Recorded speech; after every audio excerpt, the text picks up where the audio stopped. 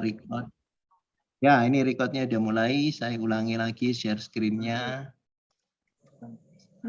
Ya, continue. Ya, jadi hari ini kita mau belajar bersama tentang refleksi teladan Santo Yusuf dalam masa Advent. Kita sebagai pendahuluan, masa Advent adalah dari kata Latin Adventus, kedatangan. Kalau dari Katekismus Gereja Katolik nomor 524, masa Advent ini adalah dalam perayaan liturgi Advent, gereja menghidupkan lagi penantian akan Mesias. Dengan demikian umat beriman mengambil bagian dalam persiapan yang lama menjelang kedatangan pertama penebus dan membarui di dalamnya kerinduan akan kedatangannya yang kedua.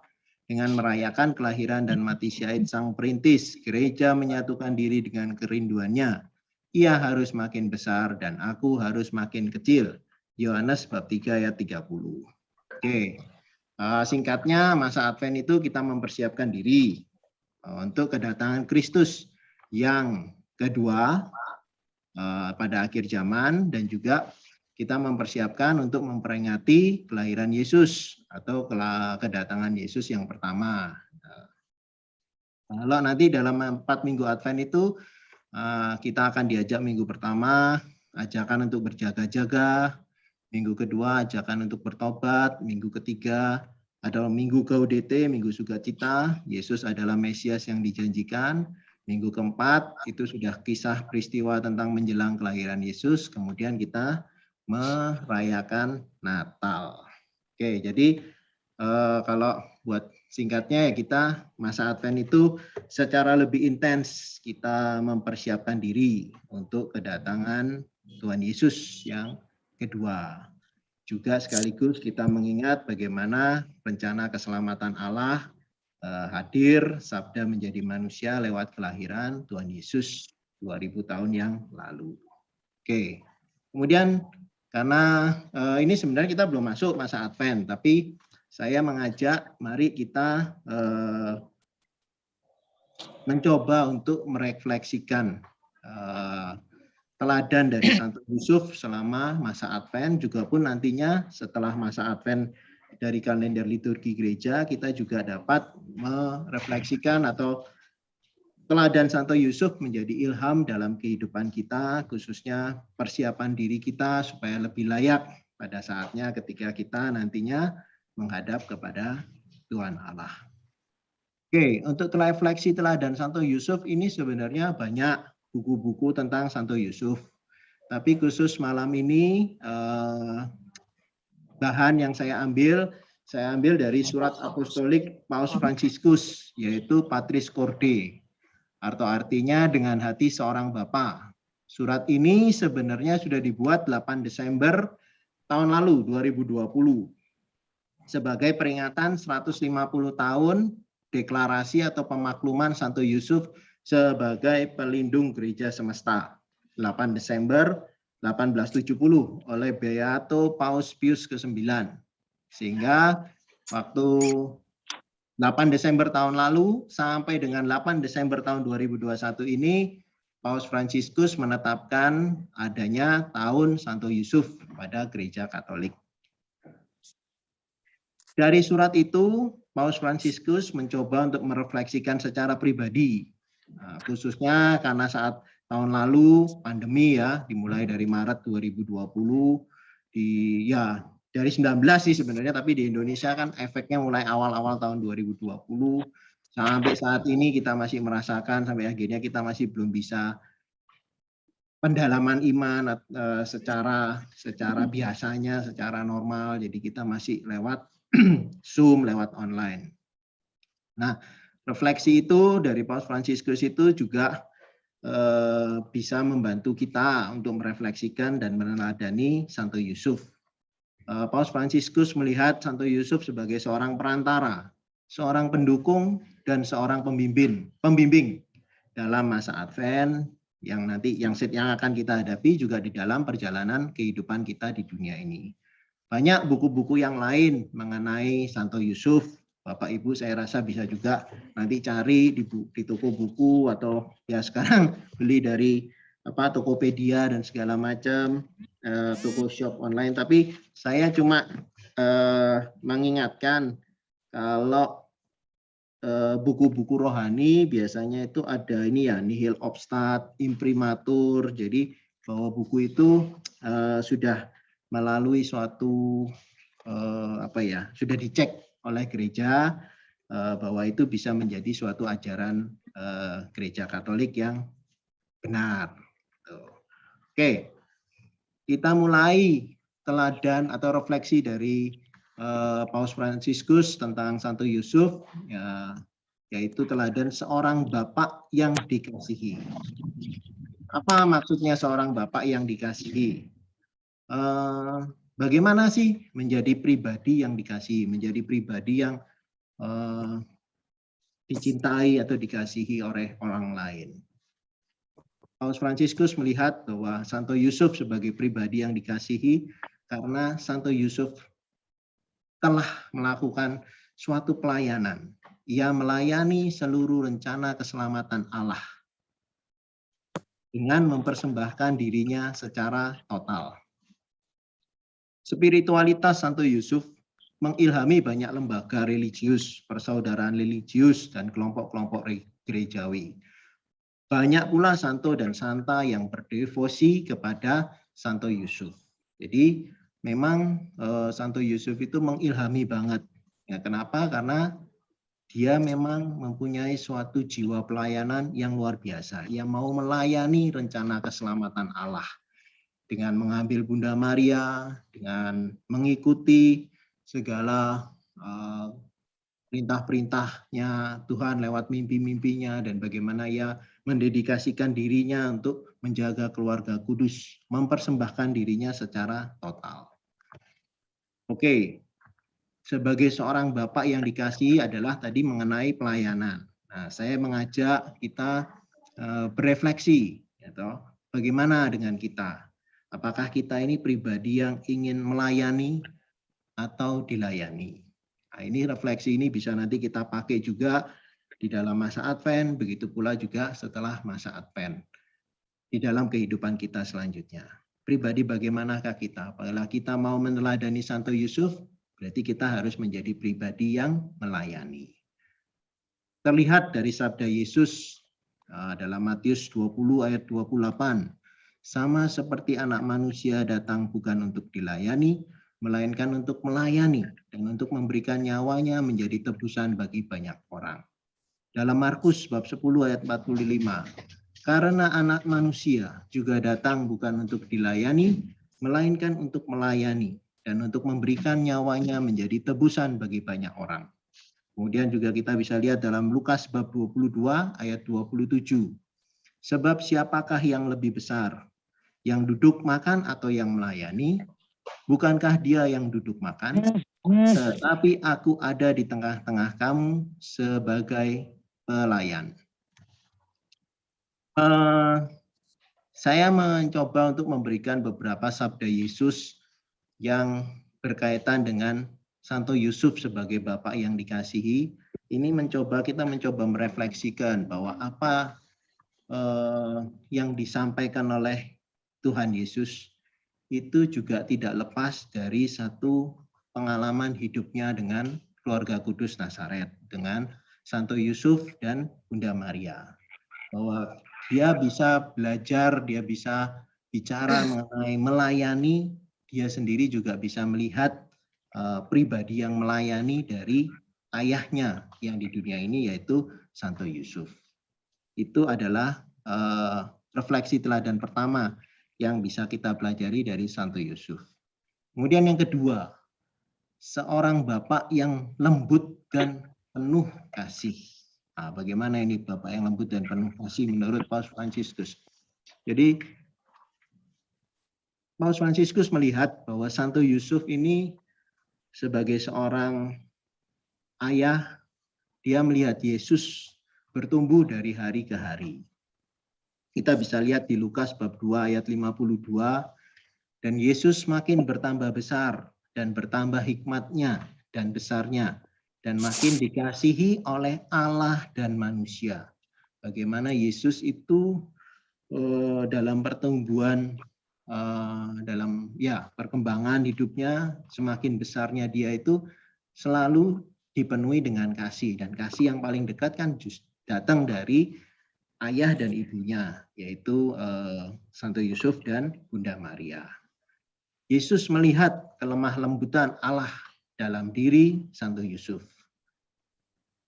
Pada kecemasan, ketakutan, kerapuhan, dan kelemahan, Santo Yusuf tetap percaya dan menghadapinya dengan lemah lembut dan dengan penuh kasih menjaga keluarga kudus. Jadi, walaupun Santo Yusuf merasa merasa sesuatu hal yang ia terima itu adalah sesuatu yang tidak dia dapat pahami, tapi dia cemas toh. Dia sudah bertunangan dengan Bunda Maria, tiba-tiba hamil karena Roh Kudus. Kemudian bagaimana dia akhirnya memilih mengikuti mimpi kedatangan malaikat di dalam mimpinya, firman Tuhan bahwa dia jangan takut, ambil Maria sebagai istrimu. Kemudian akhirnya dia harus pergi ke Bethlehem untuk sensus pada zaman Kaisar Agustus. Di sana nggak ada tempat penginapan, dia akhirnya harus menemani Yesus lahir di kandang. Bagaimana terus akhirnya mereka harus ke Mesir, kemudian kembali lagi ke Nazaret. Sesuatu yang tidak dapat ia pahami, namun ya bisa jadi dia juga cemas, takut, ini apa ya Tuhan? Dia bisa juga merasa, wah gimana ya ini? Tapi dia tetap percaya dan menghadapinya dengan lemah lembut. Nah, refleksi buat kita, apakah kecemasan, ketakutan, kerapuhan, dan kelemahan menguasai hidup kita, sehingga kita tidak dapat merasakan kehadiran Tuhan Allah? Ataukah kita mau percaya kepadanya dan dengan lemah lembut mengolah kecemasan, ketakutan, kerapuhan, dan kelemahan kita. Jadi maksud di sini kita diajak, kalau kita di dalam kehidupan kita merasa cemas, takut, kita merasa rapuh, kita merasa banyak kelemahan di dalam hidup kita, apakah kita mau menghadapinya dengan lemah lembut, dengan tenang, dengan satu kepercayaan kepada Tuhan, atau karena kita tidak bisa, atau kita nggak menghadapinya dengan lemah lembut, kita marah, kita kecewa, kita malah jauh dari Tuhan. Nah, kita diajak di dalam kelemah lembutan seperti Santo Yusuf, kita berusaha untuk tetap percaya, untuk tetap tenang, untuk tetap mengandalkan Tuhan di dalam setiap kecemasan dan ketakutan kita.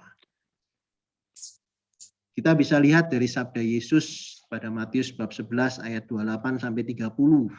Marilah kepadaku semua yang letih lesu dan berbeban berat. Aku akan memberikan kelegaan kepadamu. Pikulah kuk yang kupasang dan belajarlah padaku, karena aku lemah lembut dan rendah hati, dan jiwamu akan mendapatkan ketenangan. Sebab kuk yang kupasang itu enak dan bebanku pun ringan. Jadi dari firman ini kita bisa lihat Yesus merasakan kelemah lembutan atau ketenangan dari seorang Santo Yusuf dalam menghadapi setiap masalah, dalam menghadapi kelemahan, ketakutan. Dia bisa melihat bahwa Santo Yusuf tetap tenang. Santo Yusuf juga seorang tukang kayu.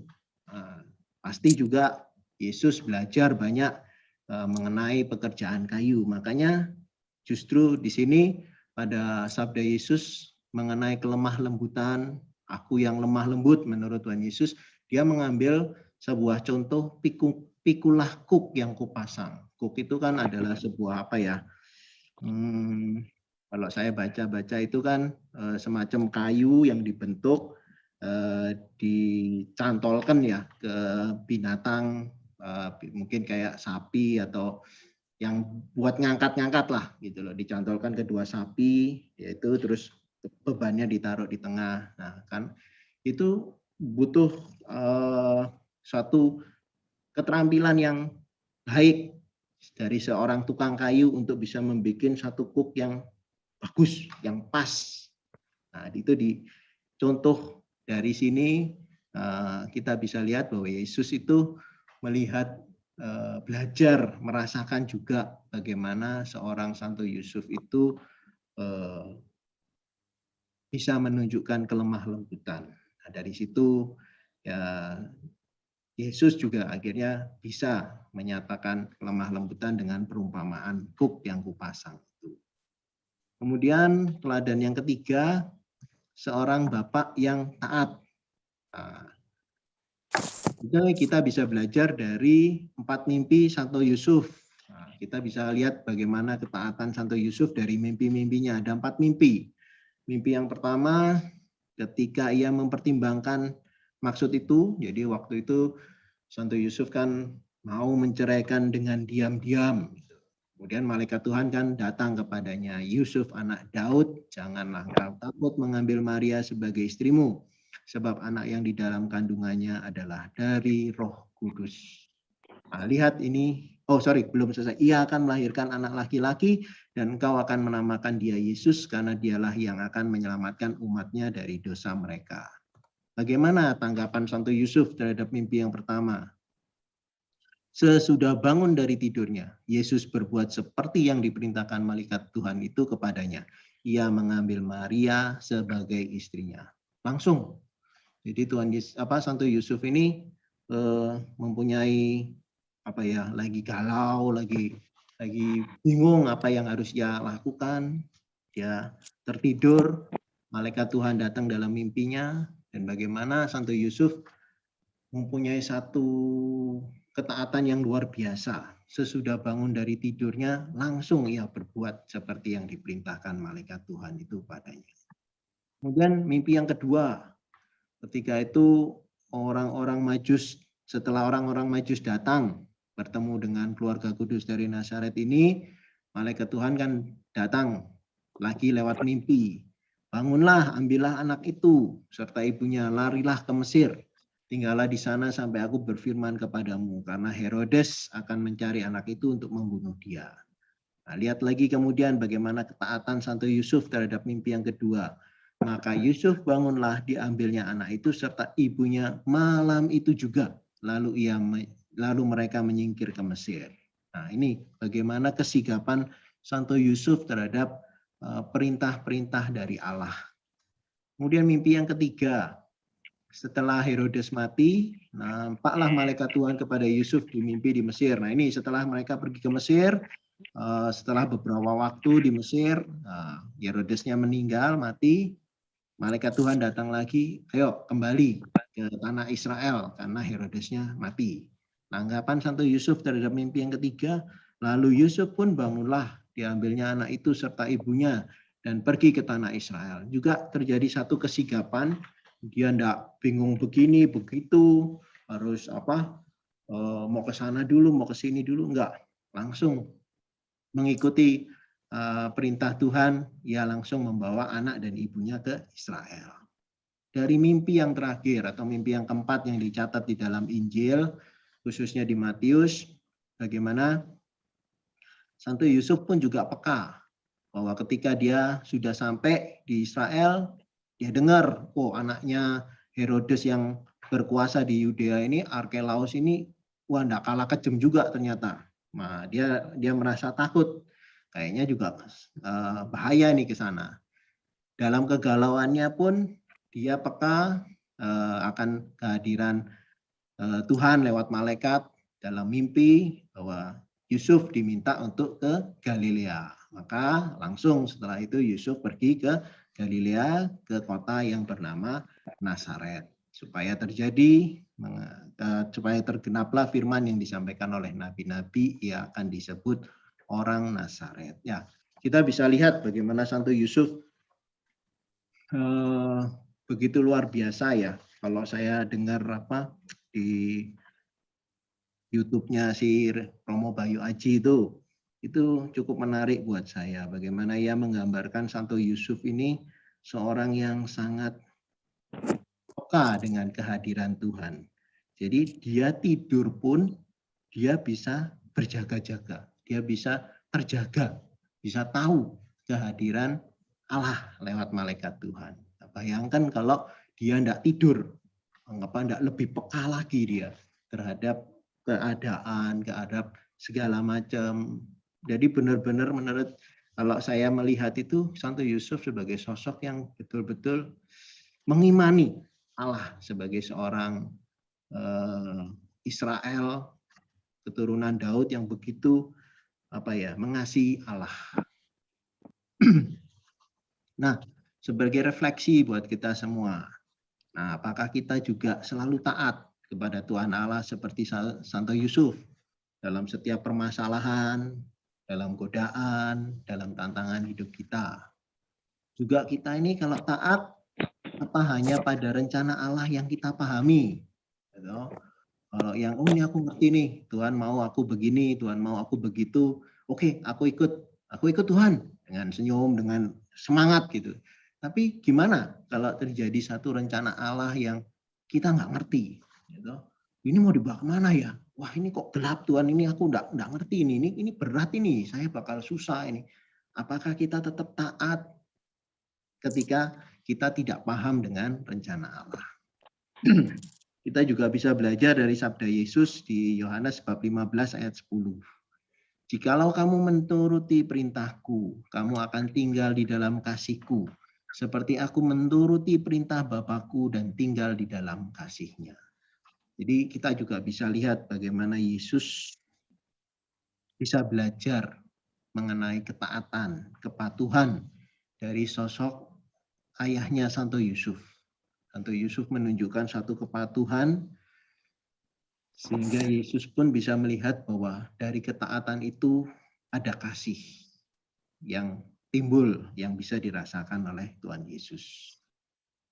Kemudian teladan yang keempat, seorang bapak yang menerima. Oke. Ini menerima bagaimana? Paus Fransiskus menjelaskan di suratnya, Santo Yusuf menerima rencana Allah. Menerima Maria tanpa syarat apapun. Ia tidak kecewa ataupun memberontak meskipun ia tidak memahami apa yang terjadi. Nah, ini dia menerima, walaupun dia tidak paham pun dia menerima. Ada kasih yang begitu luar biasa dari Santo Yusuf terhadap Bunda Maria. Tapi dia tetap menerima. Dia tidak mau untuk menceraikan, apalagi sudah perintah Tuhan jelas dalam malaikat Tuhan padanya, ambil Bunda Maria. Ia menerima, mengambil tanggung jawab, dan nah ini yang dimaksud dengan menerima adalah mendamaikan dirinya dengan sejarahnya sendiri. Jadi menerima dalam diri kita sendiri, bahkan apapun yang tidak kita pilih dalam hidup kita. Nah, ini sederhananya gimana ya menjelaskannya, saya sih begini aja. Kita mungkin bisa menerima dengan apa yang kita sudah pilih. Nah, paling gampang misalnya saya dengan Vero. Nah, saya memilih untuk memilih Vero sebagai istri saya, ya toh. Sampai sekarang juga mungkin, oh ya sudah, ya saya menjalaninya, saya bersyukur, saya ini. Tapi hati-hati kalau kita juga nggak menerima apa yang tidak kita pilih. Nah, misalnya pada saat itu saya juga punya ada cadangan kedua, ya toh, si siapa gitu ya toh. Nah, kalau saya nggak berdamai, saya bisa terjadi, walaupun saya sudah merasa, aku sudah benar nih, udah milih ini, tapi kalau kita juga tidak berdamai dengan apa yang tidak kita pilih, itu juga bisa bahaya, bisa terjadi godaan. Wah, dulu kenapa ya aku nggak pilih dia ya? Nah, misalnya aku sama dia itu gimana ya sekarang ini ya? Mungkin apa lebih happy atau mau gimana? Nah ini, jadi berdamai dengan sejarah hidup kita itu tidak hanya berdamai dengan apa yang kita pilih, tapi juga dia berdamai dengan apa yang tidak kita pilih. Nah, sama, Santo Yusuf sudah berdamai dengan dia mau menerima rencana Allah, tapi juga dia menerima secara total. Jadi dia sudah nggak mikir lagi, kalau dulu aku nggak mengambil Maria, mungkin hidupku lebih begini. Nah, tidak seperti itu. Dia benar-benar menerima secara total.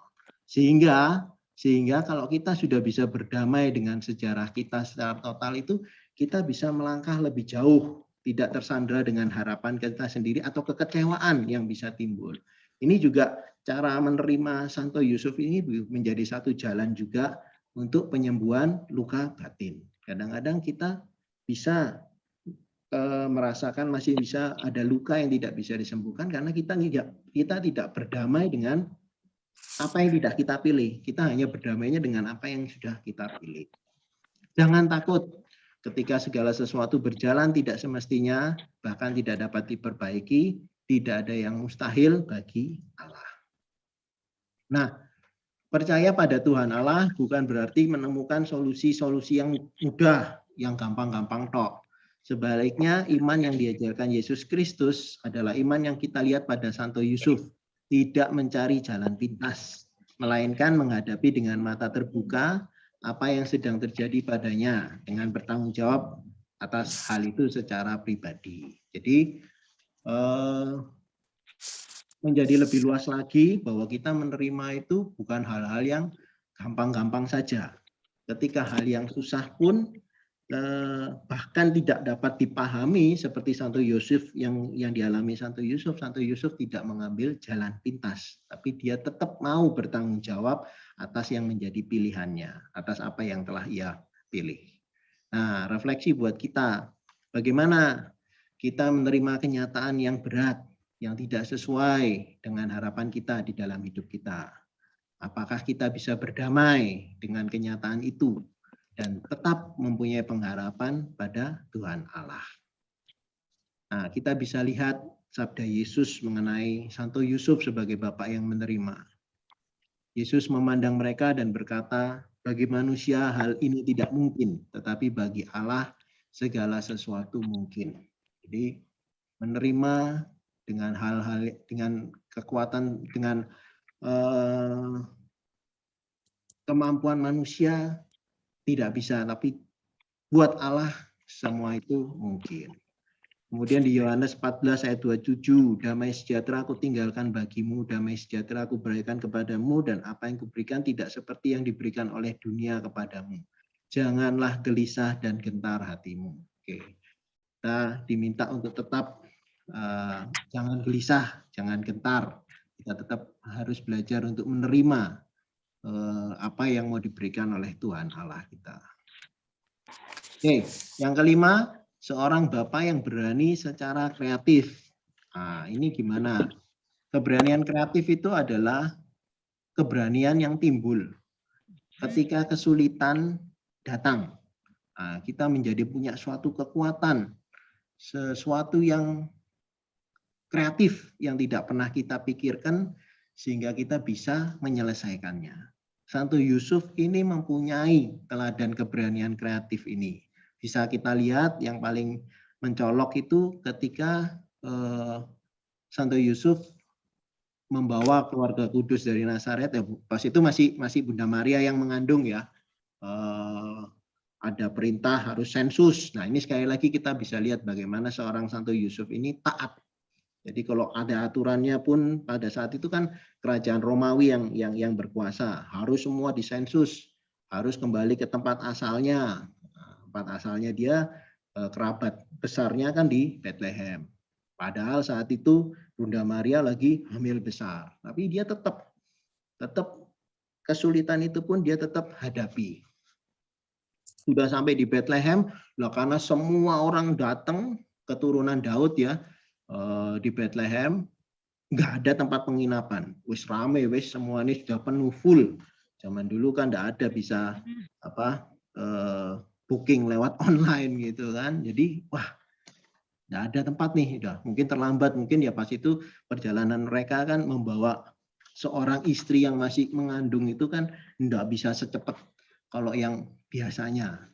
Nah, terus wah nggak ada tempat penginapan gimana? Nah ini bisa dilihat bagaimana Santo Yusuf mempunyai suatu tanggung jawab sekaligus kreativitas. Bagaimana dia akhirnya, oh ya ini ada satu tempat kandang domba ya kalau nggak salah.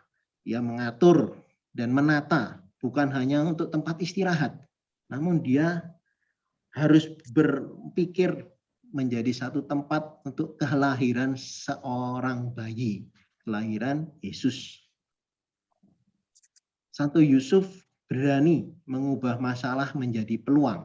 Nah ini penting ini. Lewat kepercayaan kepada penyelenggaraan ilahi.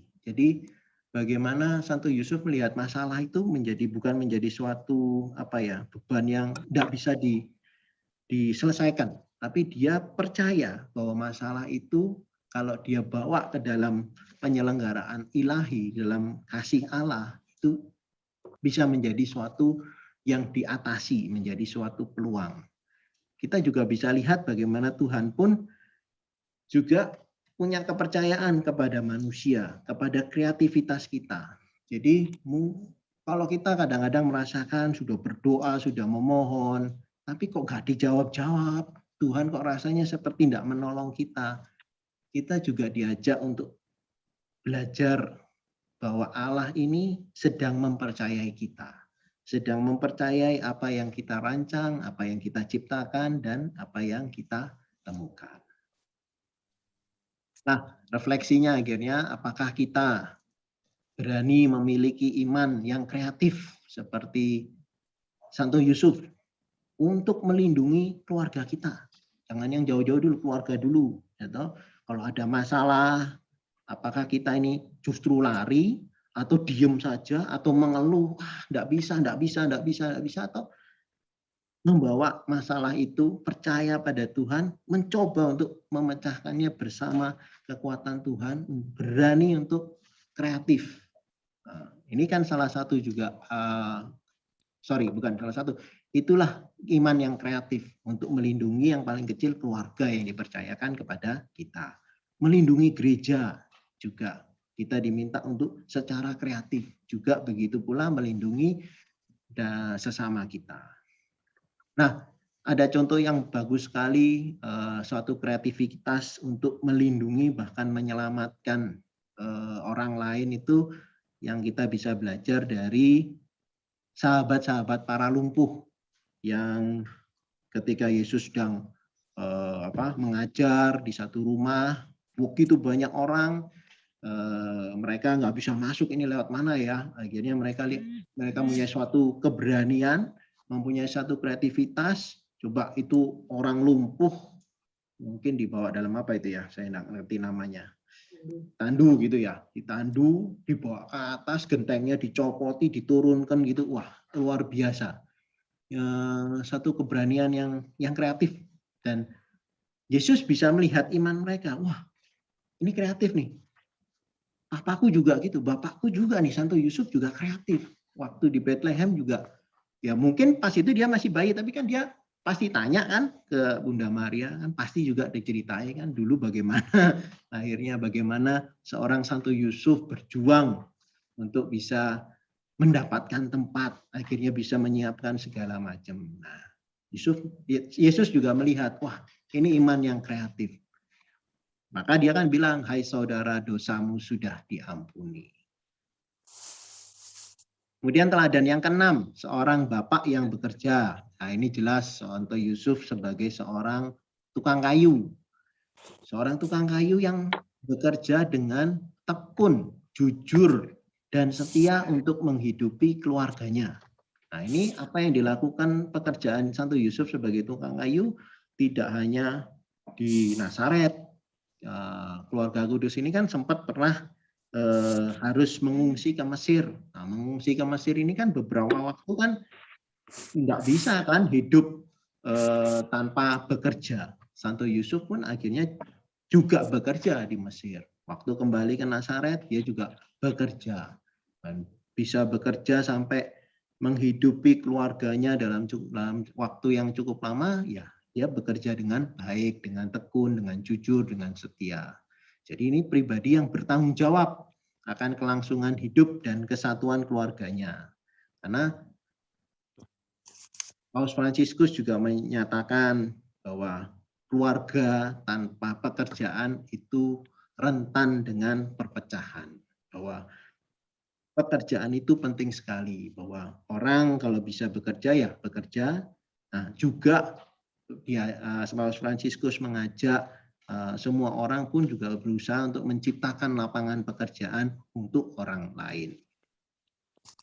Refleksinya bagaimana kita melaksanakan pekerjaan kita. Apakah kita dengan malas-malasan atau dengan tekun, dengan tidak jujur atau dengan kejujuran, dengan tidak bertanggung jawab atau bertanggung jawab. Nah, kita bisa lihat bagaimana sosok Santo Yusuf yang bekerja ini juga menjadi satu inspirasi buat Yesus mengenai hal pekerjaan. Di Yohanes bab 5 ayat 17, ia berkata kepada mereka, Bapakku bekerja sampai sekarang, maka aku pun bekerja juga. Ini cerita tentang seorang yang sudah sakit 38 tahun di ini yang setiap kali yang harus masuk ke kolam. Kalau yang masuk kolam sembuh, tapi dia nggak bisa jalan, nggak ada yang angkat, gitu. Sudah sampai 38 tahun pada hari Sabat disembuhkan sama Tuhan Yesus, tapi banyak ahli-ahli Taurat komplain, atau hari Sabat kok gini gitu, hari Sabat kok bekerja. Tapi kan ini kan menyembuhkan demi keselamatan, bahwa Tuhan Yesus merasa bahwa pekerjaan itu demi keselamatan itu ya kapan aja bisa dilakukan. Juga dalam Yohanes bab 17 ayat keempat, aku telah mempermuliakan kau di bumi dengan jalan menyelesaikan pekerjaan yang kau berikan kepadaku untuk melakukannya. Nah, ini kan bisa dilihat juga bahwa Yesus pun juga terinspirasi, dalam artian juga bisa melihat bahwa dalam diri Santo Yusuf pun selalu berusaha untuk menyelesaikan pekerjaan yang diberikan kepadanya. Baik sebagai seorang tukang kayu ataupun pekerjaan pemeliharaan Yesus di dunia sebagai kepala keluarga. Kemudian yang ketujuh atau yang terakhir, seorang bapak dalam bayang-bayang. Nah, ini cukup menarik. Paus Fransiskus melihat bahwa Santo Yusuf di hadapan Yesus itu adalah bayang-bayang di dunia akan Bapa Surgawi yang menjaganya, melindunginya, dan tidak pernah meninggalkannya untuk mengikuti langkah-langkahnya. Jadi Yesus bisa melihat bahwa Bapa di surga yang mengasihinya itu, bayang-bayang dari Bapaknya, ya Bapa Surgawinya itu ada di dalam Santo Yusuf. Santo Yusuf yang selalu ikut, yang namanya bayang-bayang kan, kita pergi kemana, kita kemana kan selalu mengikuti. Nah, Santo Yusuf itu begitu, dia selalu hidup di dalam bayang-bayang Bapa Surgawi, menjalankan apa yang ingin Bapa Surgawi lakukan, ya Santo Yusuf ini lakukan. Nah, menjadi seorang bapak berarti mengenalkan anak kepada pengalaman hidup, realitas, tidak menahannya, tidak memenjarakannya, tidak memilikinya, namun membuat anak mampu memilih, bebas, dan pergi. Nah, ini adalah satu karakter Bapak atau Bapa Surgawi, Tuhan Allah kita. Bagaimana Dia mengasihi kita itu dengan kasih yang murni, yang enggak mengekang. Tuhan kita tidak membuat kita seperti terpenjara, tapi justru kita tetap boleh milih. Kita selalu punya kesempatan untuk memilih, punya satu kebebasan untuk melakukan apa yang kita lakukan, bahkan sampai menentang Dia. Tuhan memberikan pilihan itu. Dan hebatnya, apapun yang dipilih ketika kita kembali, Dia selalu menerima. Perumpamaan tentang anak yang hilang. Kebahagiaan Santo Yusuf sebagai seorang bapak adalah pemberian dirinya. Nah, Santo Yusuf memberikan dirinya, bukan sekedar pengorbanan diri yang akhirnya nggak bahagia, sedih, atau frustasi. Namun sungguh-sungguh ia memberikan dirinya dalam rencana keselamatan Allah. Ia menempatkan Maria dan Yesus sebagai pusat kehidupannya. Jadi saya sendiri juga belajar setelah membaca ini. Kadang-kadang saya sering juga menulis, saya membayangkan, merenungkan pengorbanan, gitu. Tapi ya seringkali waktu melakukan pengorbanan itu komplain, gitu, mengeluh, aduh kok gini ya, sudah berkorban kok malah apa ya, tambah lebih berat, terus apa ya, kayak percuma gitu loh, pengorbanan ini nggak ada gunanya, kemudian pokoknya nggak bahagia. Nah, saya belajar dari Santo Yusuf. Santo Yusuf itu nggak pengorbanan secara semu gitu. Jadi dia nyoh nih, saya berikan diri saya seutuhnya, total, gitu. Jadi kalau kita kembali tadi seorang bapak dalam bayang-bayang, kalau di kehidupan sekarang itu kan hidup dalam bayang-bayang itu kan, misalnya bapak saya, seorang jenderal, misalnya gitu ya, toh hidup dalam bayang-bayangnya bagaimana dia itu sosok yang dihormati apa segala macam. Kalau saya merasa enggak cocok atau saya merasa enggak nyaman kan enggak enak hidup di dalam bayang-bayang. Ataupun misalnya saudara saya lebih kaya gitu, gitu. Saya selalu dibanding-bandingkan. Hidup dalam bayang-bayang itu tidak nyaman. Tapi Santo Yusuf ini bisa melakoninya itu dengan bahagia. Dia bisa menyerahkan, memberikan dirinya untuk menjadi bayang-bayang Bapa Surgawi dalam memelihara Yesus di kehidupan di dunia ini. Ada satu contoh juga yang menurut saya, sebentar. Ini nanti di sini. Refleksinya bagaimana, bahagiakah enggak? Nah, bagaimana sekarang dengan kita? Kalau kita seperti Santo Yusuf hidup sebagai bayang-bayang Bapa Surgawi, kita merasa bahagia apa tidak? Sabda Yesus ini, Matius bab 23 ayat 9. Dan janganlah kamu menyebut siapapun Bapa di bumi ini, karena hanya satu Bapamu, yaitu Dia yang di surga.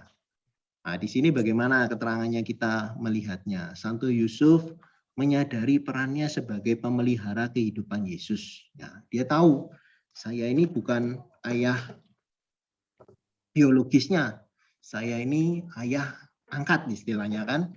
Ini kan dia diminta dan dia mau melakukannya sebagai pemelihara kehidupan Yesus. Santo Yusuf menghormati kebebasan dari Yesus.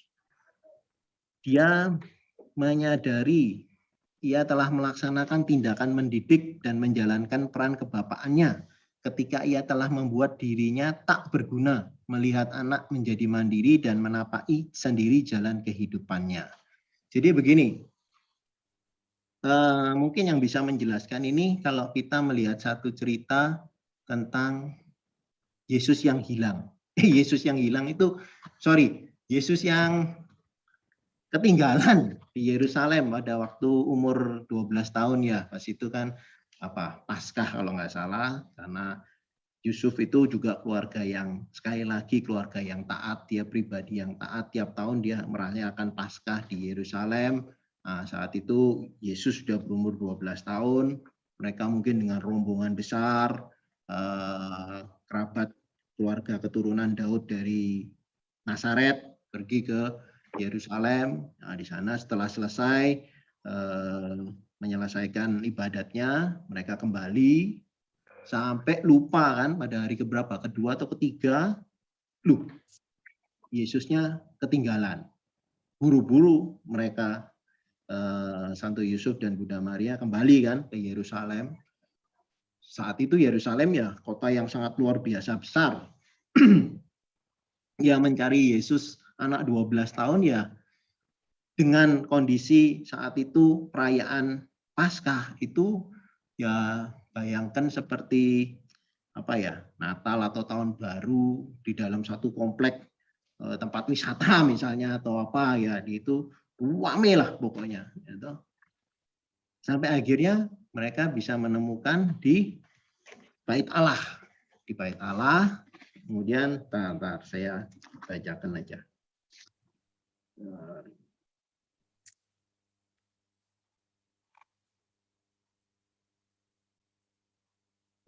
Nah, ini. Akhirnya ketemunya juga luar biasa kan, anak umur 12 tahun bisa berbincang-bincang tentang ya dengan alim ulama, jadi dengan ahli-ahli Taurat, bicara tentang Taurat, tentang hukum Tuhan. Nah ini kan luar biasa. Dan ini ditulis, semua orang heran dengan kecerdasannya, dengan segala jawab yang diberikannya. Nah terus ketika orang tuanya bertemu, ibunya kan bicara. Nah, dalam kata-kata ini sebenarnya ini Santo Yusuf ini tidak pernah bicara kalau kita lihat di Alkitab. Enggak pernah ngomong apapun. Dia itu cuma dikasih tahu berangkat, dia dikasih tahu jalan pokoknya. Dia itu just do it gitu loh. Tapi di sini menarik juga. Bunda Maria kan bilang, "Nak, mengapakah engkau berbuat demikian terhadap kami? Bapamu," nah bapamu kan di sini Santo Yusuf kan, "dan aku dengan cemas mencari engkau." Ya, kurang lebihnya Santo Yusufnya nggak ngomong, tapi lewat Bunda Maria kalau ngomong gitu kan ya mungkin Santo Yusufnya kan, aduh di mana anakku ini, di mana anakku ini, mempunyai suatu kecemasan, mempunyai suatu apa ya, takut kan, jadi benar-benar sayang dengan Yesus. Terus Yesus jawabnya kan, "Mengapa kamu mencari aku? Tidakkah kamu tahu bahwa aku harus berada di dalam rumah Bapakku?" Wah, bagaimana perasaan kalau kita menjadi Santo Yusuf? Ya toh, kita sudah dikasih apa ya? Sudah mengikuti segala yang tidak dipahami, mulai dari Bunda Maria mengandung, terus Yesus lahir, terus bawa ke Mesir, terus kembali ke Nazaret, terus sudah dipelihara selama 12 tahun, sudah ada interaksi, ya toh. Terus dijawab kayak gitu sama Yesus. Ngapain cari-cari aku? Aku sudah ada di rumah Bapakku. Halo, sorry, putus ya? Iya kok. Share screen-nya masih ada nggak ya? Hilang ya? Hilang. Oke, saya share lagi. Udah. Sudah ya? Ada ya? Hilang, punya aku hilang. Oh ada. Ada ya. Muncul. Oke, saya lanjutkan Iya. lagi. Jadi mungkin ada satu perasaan kalau kita melihatnya secara duniawi, gitu. Wah ini kok anak ini kok ya kurang ajar ya. Sorry ya, ini bukannya bagaimana, tapi kita melihat dari sisi yang keduniawian gitu loh. Ini sudah tak openi, sudah tak jaga gini, hilang aja sampai tak cari-cari gini, ngomongnya kenapa kamu cari aku? Ngapain kamu cari-cari saya? Saya ini sudah ada di rumah bapak saya. Ya iya memang kamu di rumah bapaknya, tapi kan masa kayak gitu jawabnya, mungkin kayak gitu kan. Tapi hal yang menarik saya baca dari buku Santo Yusuf nih, Kebenaran yang Tersembunyi. Ini dari Romo Valentinus Bayu. Ini bukan Bayu Aji, ini Bayunya Redemptor Mundi Surabaya. Digambarkan di buku ini itu bahwa Santo Yusuf tidak merasa kecewa atau merasa sakit hati. Santo Yusuf merasa justru bahagia. Bahagia kenapa? Loh, akhirnya apa yang aku ajarkan, ya toh, bagaimana ketaatanku sebagai seorang Yahudi, bagaimana aku itu taat kepada Tuhan Allah, bagaimana aku selalu berusaha untuk mengasihi Tuhan dengan segenap kekuatanku, dengan segenap jiwaku, bagaimana apa ya, pokoknya intinya hidup yang berpusat pada Tuhan Allah itu tidak sia-sia. Tuhan Yesus pun akhirnya menjadi suatu apa ya, bisa meneladani apa yang dilakukan oleh Santo Yusuf. Jadi Santo Yusuf tidak menunjukkan satu apa ya, kepengen dikenal, kepengen aku enggak, tapi justru nih saya sudah melakukan apa semua yang kau kehendaki Tuhan, apa yang kau kehendaki Tuhan Allah, dan akhirnya anak yang kau titipkan padaku, apa yang menjadi tugasku sudah bisa kelihatan pada umur 12 bagaimana dia pun juga mencintai engkau, mencintai Allah Bapa dengan luar biasa. Makanya kadang-kadang saya dalam permenungan saya lucu kan, dalam peristiwa gembira yang kelima itu Yesus diketemukan di bait Allah. Jadi ya enggak Bunda Marianya saja yang merasa bahagia, Santo Yusuf juga merasa bahagia akhirnya kembali menemukan, tapi ada satu sisi lain, Santo Yusuf bahagia melihat apa yang sudah dilakukan berbuah, bahwa Yesus bisa memahami apa sih yang jadi tujuan hidup Santo Yusuf itu, apa yang menjadi yang terpenting itu bisa disadari juga dan bisa dimengerti oleh Yesus. Nah itu, Santo Yusuf tidak mengutamakan dirinya sendiri dan sungguh selalu berusaha menjadi seorang bapak dalam bayang-bayang akan Bapa surgawi. Jadi kembali lagi, kalau hidup dalam bayang-bayang Yusuf tidak ingin menunjukkan saya, apalagi zaman sekarang ya, pokoknya bisa apa dikit gitu, wih, aku loh, kalau perlu diviralkan saya ini, saya nyumbang segini atau menemukan ini, begini. Tapi Santo Yusuf tidak merasa itu penting. Yang penting itu saya melakukan apa yang benar di hadapan Tuhan. Banyak juga Paus Fransiskus juga melihat apa yang menjadi keutamaan atau teladan dari Santo Yusuf yang mau hidup dalam bayang-bayang Bapa Surgawi itu juga banyak yang melakukan. Khususnya ya di masa pandemi kemarin, orang-orang yang tidak pernah kita lihat, yang bersihkan di rumah sakit misalnya, atau orang-orang yang melakukan hal-hal yang dulunya kita nggak anggap apa segala macam, tapi ternyata mereka itu penting. Nah, itu Paus Fransiskus juga mengajak kita bahwa kita nggak penting bahwa kamu kelihatan apa itu enggak. Yang penting bagaimana kamu bisa menjalankan dengan benar apa yang menjadi kehendak Bapa Surgawi. Lihat Santo Yusuf, seorang bapak yang benar-benar merelakan dirinya menjadi bayang-bayang Bapa Surgawi di dunia untuk memelihara, menjaga keluarga kudus dari Nazaret. Pada akhirnya, tadi itu dari awal, seorang Bapak yang melayani, seorang Bapak yang melayani nomor 1 tadi, atau yang dikasihi, kemudian Bapak yang lemah lembut dan penuh kasih, kemudian ketaatan Santo Yusuf, kemudian mau menerima, berdamai dengan dirinya sendiri, kemudian menjadi berani secara kreatif, bekerja secara bertanggung jawab, kemudian sebagai seorang bapak dalam bayang-bayang, ini kita bisa refleksikan teladan ini, 7 teladan dalam surat apostolik Paus Fransiskus, bahwa pada akhirnya kita belajar di menyambut masa Advent, mempersiapkan diri untuk bertemu Kristus pada kedatangan yang kedua, ataupun juga bentar. Kayaknya mau habis ini. Sebentar mau habis. Ya, lupa charger saya sebentar.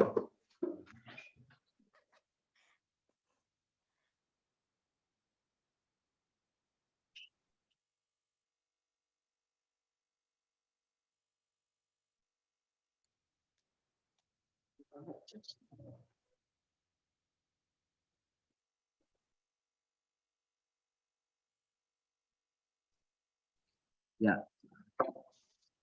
Jadi kembali lagi tadi, apa yang sudah bisa kita pelajari semua ini bisa mengarahkan kita, hidup kita, bahwa Tuhan harus semakin besar dan kita harus semakin kecil.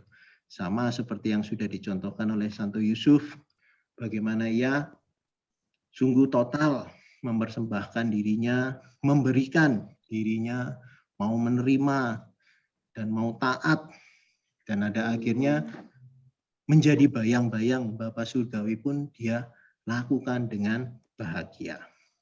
Saya rasa itu bahan pendalaman iman yang mau saya share pada malam hari ini.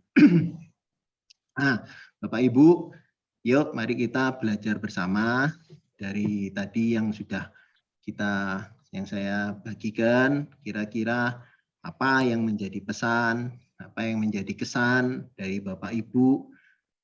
Kita saling memperkaya. Bukan jaga dari bahan yang malam ini juga, mungkin ada dari pengalaman, mungkin Bapak Ibu di sini juga ada yang melakukan devosi terhadap Santo Yusuf. Monggo, bisa di-sharekan juga, bisa nanti akhirnya saling menguatkan kita, saling memperkaya iman kita, supaya kita juga semakin berbuah lebih banyak, lebih baik bagi kemuliaan Tuhan. Monggo Bapak Ibu, mari.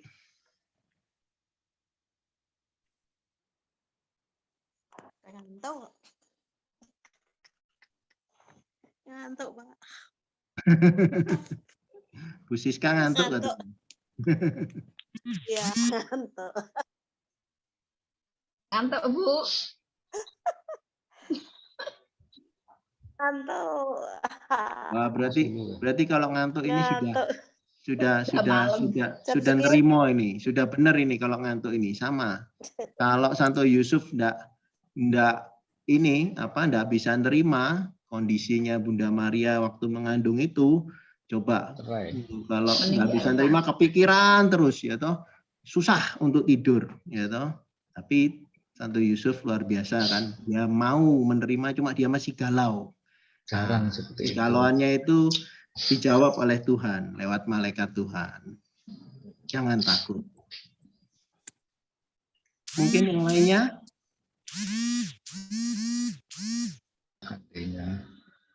Mas Tatang, Bu Ratna, Bu Hesti, Pak Pramuji, Bu Sri, Pak Daniel. Ya, monggo. Iya, ini saya cuma ada cerita pengalaman. Silakan, Pak. Saya paling seneng, saya itu paling senang kalau dengerin cerita dari orang gitu loh. Jadi kalau tentang cerita tentang kitab suci itu saya paling seneng kalau dengar cerita dari kawan-kawan. Terus ini ada cerita gini, kawan saya itu pernah ke Holy Land, ke Yerusalem dia. Nah, waktu di sana itu dia ini ada guide-nya kan, ada pemandu wisatanya untuk jalan-jalan ke tanah suci itu. Terus ngomong tentang Santo Yusuf, guide-nya itu bilang begini, dia bilang gini, kita sedikit keluar dari kitab suci. Jadi dia ceritanya ke saya, di sana realitanya rumah-rumah di Yerusalem itu terbuat dari kubah batu, dari batu-batu, jadi jarang yang ada kayunya. Apakah mungkin Santo Yusuf itu tukang kayu, sedangkan di sini ini untuk membuat rumah itu semuanya dari batu gitu loh. Terus saya diajak berpikir gitu, kira-kira menurut kamu gimana? Saya juga bingung gitu loh. Apa iya ya gitu. Sedang kita sendiri kan nggak pernah tahu keadaan geografis di sana bagaimana. Cuma teman saya yang pernah ke sana cerita gitu, dan dia cerita gitu ke saya, dan akhirnya saya juga bingung, apa iya ya Santo Yusuf itu apa bukan tukang kayu, apa tukang batu harusnya gitu loh. Kalau saya sih gitu aja, ada cerita kayak gitu. Makasih. Ya, Mas Tatang, bagus itu, analisa yang bagus. Saya coba jawab kembali lagi. Kebetulan ada di buku yang saya baca ini, ya toh. Jadi ini bicaranya juga tentang sejarah, bagaimana saat Santo Yusuf itu lahir, bukan Yesus lahir ya. Ketika Santo Yusuf lahir, pada saat itu yang berkuasa Herodes Agung.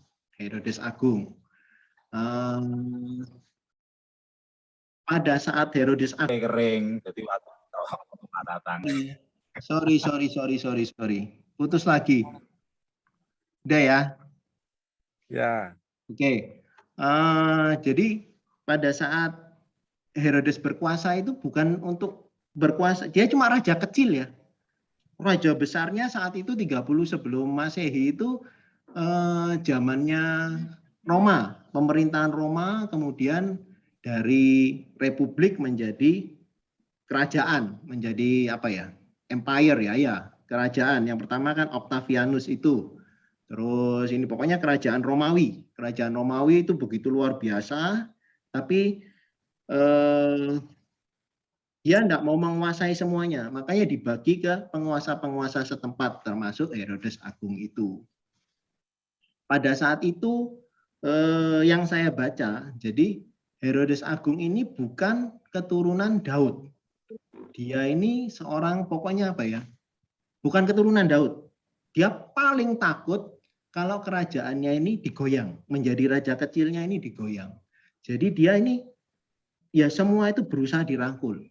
Ya toh, ya dia berusaha merangkul orang Yahudi di tanah Yudea ya, Yerusalem itu, dan juga dia berusaha merangkul kaisar. Saat itu kaisarnya saya lupa, kaisar siapa? Kaisar Octavianus lah misalnya ya. Saya lupa, nanti bisa lihat di sejarah, saya nggak hafal. Intinya pokoknya saat itu kerajaan Romawi yang berkuasa.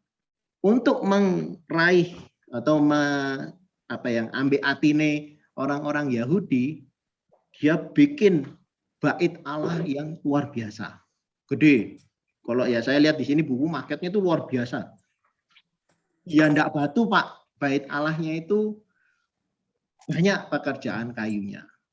Untuk menyenangkan hati kaisar, dekat sana itu ada satu pelabuhan yang dia bikin sangat pada zaman itu luar biasa canggih, ya toh. Pasti banyak pekerjaan kayu. Nah, kalau sudah pelabuhan, ini kan perahu-perahu atau kapal-kapal banyak yang datang ke sana. Karena ini pelabuhan yang dia bikin itu pelabuhan yang ya zaman itu yang bisa nampung dari mana-mana, kapal yang segala ukuran besar. Nah, kapal-kapalnya lagi juga pakai kayu.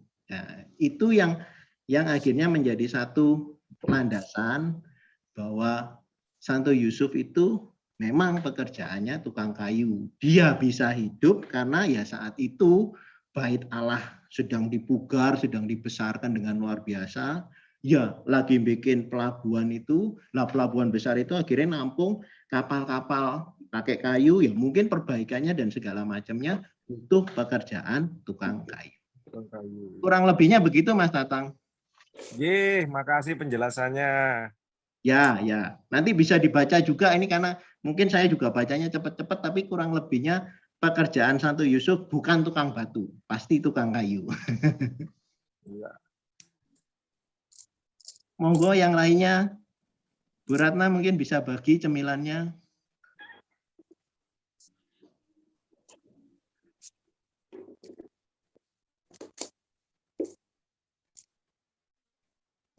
Ada yang lainnya?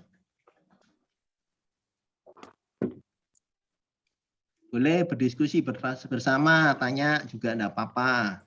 Nanti yang bisa yang mungkin pernah baca atau pernah memahami bisa di-sharingkan, bisa menjawab.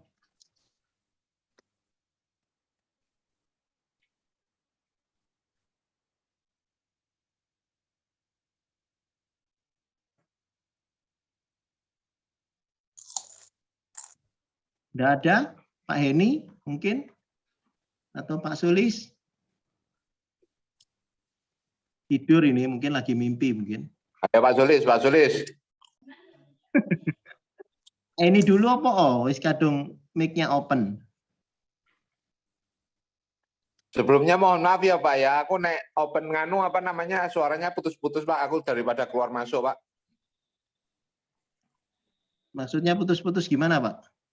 Saya nerimanya putus-putus, kalau ini kameranya kan saya matikan. Oh ya.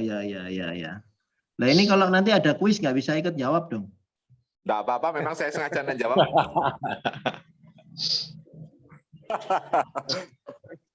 Ayo monggo Pak Sulis.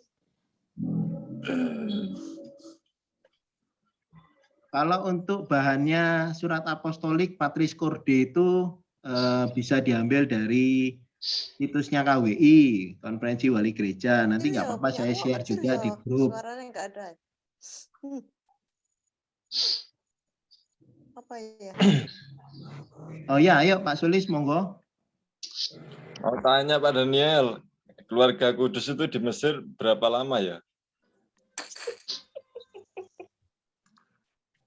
Nah, itu juga mesti baca, Pak. Tapi ceritanya begini, Pak Sulis.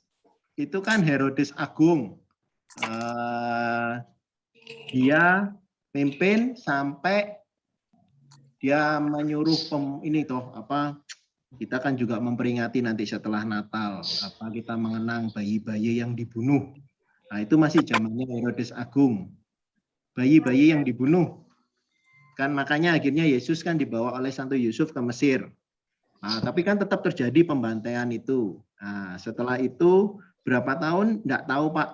Mungkin juga ya tidak terlalu lama, tapi di sana Santo Yusuf bekerja, Pak. Ya harus cari tempat tinggal, ya tetap menggunakan skillnya sebagai tukang kayu, ya tetap dia menjaga keluarga kudus sampai pada akhirnya Herodes Agung ini kan meninggal.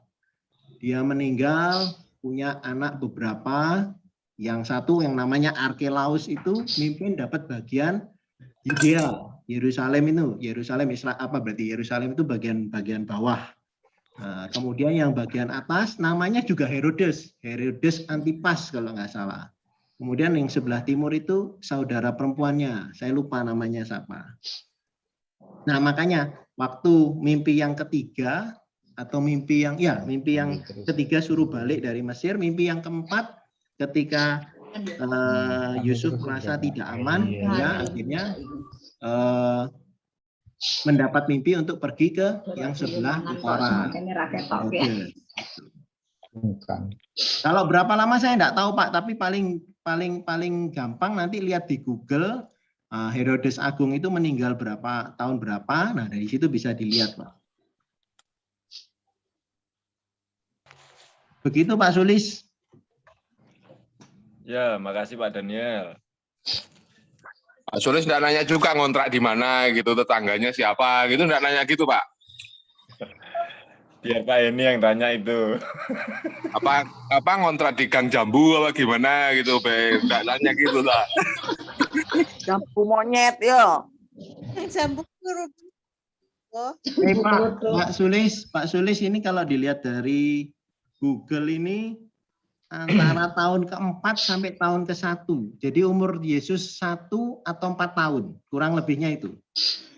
Berarti omong aja paling gampang waktu Yesus kembali lagi ke tanah Israel itu balita, bawah 5 tahun. Gitu. Nah, terus menetap di Nazaret, gitu aja. Pada umur 12, tiap tahun mereka itu selalu pergi ke Yerusalem untuk merayakan Paskah. Pada umur ke-12 terjadilah peristiwa Yesusnya menghilang itu. Kehilangan Yesus. Kalau tadi Pak Heni tanya ngontrak di mana? Gini, di Mesir kan enggak, Pak, itu nguyoni Pak Sulis, Pak. Tapi ada, Pak. Di sejarahnya memang ada. Itu kan harus lihat sejarahnya bangsa Israel ya, ketika dari dibuang di Babel segala macam. Waduh, kalau ngikutin itu panjang, tapi kalau mau ngikuti pasti bisa di track. Intinya waktu mereka ke Mesir, mereka itu belum kenal siapa-siapa. Pasti ada keturunan Yahudi di Mesir. Nah, mereka ya kayak ketemulah. Misalnya Pak Heni harus ngungsi ke mana, Aceh, kan ya pasti ada orang Banyuwangi lah 1-2 di sana gitu. Misalnya Pak Heni gitu loh, kurang lebihnya. Pak Sulis guyu-guyu aja. Pak Daniel milih. Kenapa, Pak? Jambur. Jambur rumahnya busis. Ya jauh. Biar kelas kesannya kan jauh gitu loh. Saya enggak tahu ada orang Banyuwangi enggak di Aceh. Pak Eni seneng di Aceh. Banyak Kang Jambur, banyak buses kan tuh. Boleh daun pisang nang ngono, Bos. Monggo. Oh, yang mungkin satu lagi yang saya mau tekankan ya toh. Jadi begini, Bapak Ibu, saya sendiri juga berusaha merenungkan ya. Saya sendiri tidak pernah melihat pentingnya Santo Yusuf, keutamaan Santo Yusuf itu sebelum saya membawakan pendalaman iman saat ini. Jadi ya kalau misalnya devosi atau berdoa, saya sudah nyaman dengan Bunda Maria. Salam Maria. Tapi saya juga belajar, ternyata Santo Yusuf itu penting sekali peranannya. Bagaimana Yesus dalam 3 tahun misionaris pewartaannya, mewartakan kerajaan Allah, menyerukan pertobatan, tidak bisa lepas dari kehidupan 30 tahun bersama dengan Santo Yusuf. Saya tidak tahu Santo Yusuf meninggal kapan. Beberapa ahli mempunyai satu pandangan Santo Yusuf ini diperkirakan meninggal sebelum Yesus memulai karya pelayanannya. Jadi yang saya mau bilang bahwa karakter Yesus tidak bisa juga dilepaskan dari apa yang sudah dia alami selama 30 tahun dengan Bapaknya. Seringkali ketika Yesus bicara, Bapakku di surga mengasihimu, panjang sabar, kasih setia dan segala macam, yang saya punya satu satu keyakinan lah. Saya punya satu keyakinan bahwa apa yang disampaikan Yesus ketika dia bicara Bapa di surga, Santo Yusuf tidak menjadi batu sandungan. Bisa dipahami enggak ya?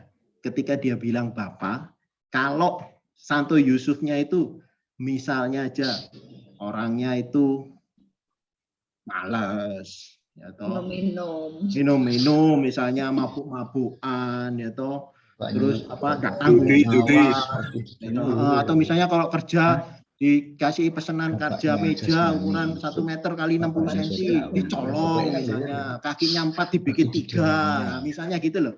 Jadi yang saya lihat itu bahwa Santo Yusuf ini benar-benar luar biasa. Bahkan di surat apostolik itu disebut pribadi yang ajaib. Kalau saya bilang iya, ini luar biasa ini pribadi Santo Yusuf ini. Jadi benar-benar begitu luar biasa. Kalau saya bilang Yesus ketika bicara Bapa, dia tidak melihat satu batu sandungan. Karena ketika dia ngomong Bapa di surgawi, Bapaknya dia yang ada di dunia ini yang membimbing dia, Santo Yusuf pun ya sama. Yaitu sekali lagi, hidup dalam bayang-bayang Bapa surgawi. Jadi saya menyayang, luar biasa ya. Santo Yusuf ini luar biasa. Bahkan kalau di buku yang saya baca, Santo Yusuf ini karena sebagai seorang yang taat ketika dia di sinagoga, waktu misalnya hari Sabat, orang Yahudi berkumpul, Santo Yusuf ini diperkirakan pun memahami Taurat dan bisa menjadi pengajar. Mungkin karakter-karakter yang ada itu juga, ya kalau saya ya misalnya, saya senengannya apa atau gaya ngomong saya apa, kadang-kadang nggak bisa lepas dari orang tua saya, dari papa saya misalnya. Nah, itu bisa kita lihat. Nah, kalau kita membayangkan, Tuhan Yesus misalnya yang waktu di Nazaret ya toh, dia baca, habis baca nas itu ditutup, kemudian semua orang terkesima gitu. Ya, kita bisa lihat Santo Yusuf pun mungkin punya karakter yang sama. Dan juga kita bisa lihat bagaimana waktu Yesus setelah itu ditolak di Nazaret ya toh, kan nggak disebut macam-macam gitu. Hanya disebut ini Yesus anak tukang kayu. Bukan disebut ya ini anak apa ini itu kita tidak bisa melihat satu kejelekan dari Santo Yusuf. Jadi menjadi seorang ayah Yesus di dunia ini, Santo Yusuf itu merupakan satu pribadi yang sempurna kalau saya bilang, sehingga tidak menjadi satu perlawanan atau batu sandungan ketika Yesus mewartakan pelayanannya, ketika dia bicara Allah Bapa. Ya pun itu menyayai ini loh, Bapak saya pun di dunia itu Santo Yusuf pun menunjukkan hal yang sama. Nah itu sih permenungan saya yang mau saya share. Sehingga akhirnya di surat apostolik itu Paus Fransiskus juga mengajak kita, yuk kita juga belajar berdoa melalui perantaraan Santo Yusuf. Karena Santo Yusuf itu seorang yang kudus, yang betul-betul dekat dengan Yesus, sama dengan Bunda Maria. sebenarnya ada ada doanya. Nggak tahu Bapak Ibu tahu apa enggak? Nah ini doa salam Yusuf. Salam Yusuf, pria yang tulus, mempelai murni Maria, ayah Mesias keturunan Daud. Terpujilah engkau di antara pria dan terpujilah Yesus, putra Allah yang dipercayakan kepadamu. Santo Yusuf, pelindung gereja semesta, lindungilah keluarga-keluarga kami dalam damai dan rahmat ilahi dan dampingilah kami pada waktu kami mati. Amin. Ini ada doa salam Yusuf. Ya, kalau saya sendiri secara pribadi mulai mendaraskannya tiap hari. Ya, 1 kali salam Yusuf. Nah, kalau doa yang lain ada, Paus Fransiskus juga punya di dalam surat apostoliknya doa devosinya kepada Santo Yusuf. Nah, itu terserah Bapak Ibu bisa milih. Oke, ada lagi? Kalau nggak ada, saya mengakhiri dengan ini. Pak Daniel. Oh ya, monggo Pak Pramuji. Kalau umpama nih zaman sekarang Yusuf itu kan lahir di dunia bapaknya 2. Satu Yusuf, satunya bapak surgawi. Kalau umpama hidup di dunia seperti sekarang bapaknya 2, bagaimana Pak Daniel?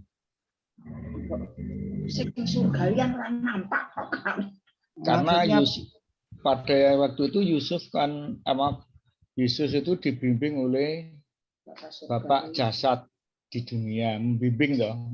Kemudian Bapak surgawi juga membimbing sampai beliau mati disalib ke surga. Nah, seandainya kita hidup itu seperti Yusuf, bagaimana Pak Daniel? Nah, kembali Pak, seperti yang tadi saya bilang di teladan yang ke-7 Pak. Dia tidak pernah merasa keutamaan sebagai seorang bapak. Ya, justru kan tadi saya bilang waktu ketemu Yesus umur 12 di bait Allah, ngapain kamu cari aku? Aku sudah di rumah bapakku kok. Diceritakan kalau menurut perenungan yang Promo Bayu Ruseno ini, justru Santo Yusuf merasa bahagia. Dia tidak merasa untuk dibutuhkan untuk diakoni gitu loh sebagai bapak. Dia malah justru bahagia. Wih, ini loh apa yang kulakukan, ya toh, sudah bisa mendidik anak yang dipercayakan saya begitu mencintai Allah Bapa di surga.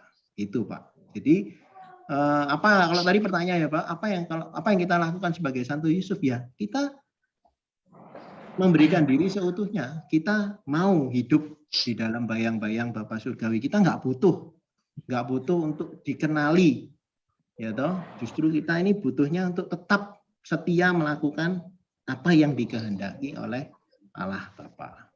Tadi saya pikir Pak Pramuji mau tanya, bapaknya Santo Yusuf itu kok di kitab Matius Yakub kalau nggak salah, di kitab Lukas itu kok apa ya? Nggak hafal itu. Saya lupa, pokoknya ada itu di Alkitab memang beda. Sempat jadi permasalahan ini itu. Tapi di buku ini dijelaskan, yaitu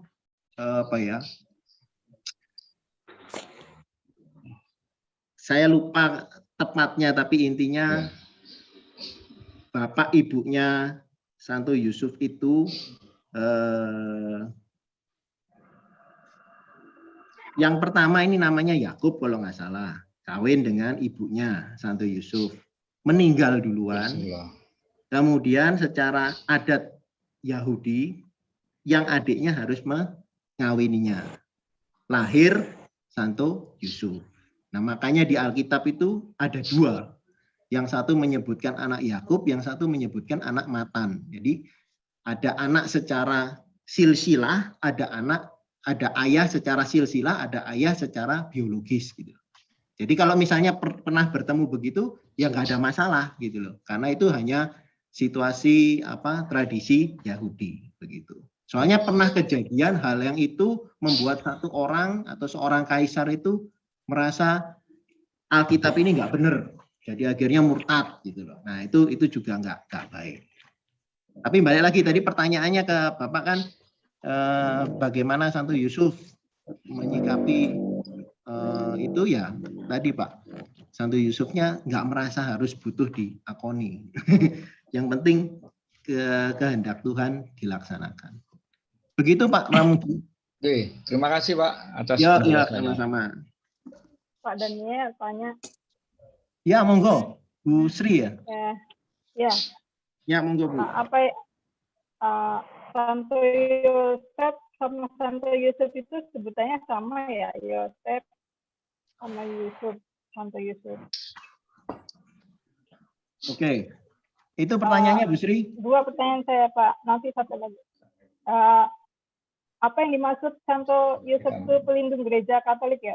Pak ya? Yusuf itu gak cemburu. Ya, betul. Pak Santo Yosef pelindung gereja maksudnya gimana ya Pak Daniel? Makasih. Oke. Yang pertama dulu ya. Santo Yusuf, Santo Yosef, saya rasa itu sama Bu Sri. Kalau kita lihat juga artinya juga sama. Tuhan menambahkan atau Tuhan melipat gandakan.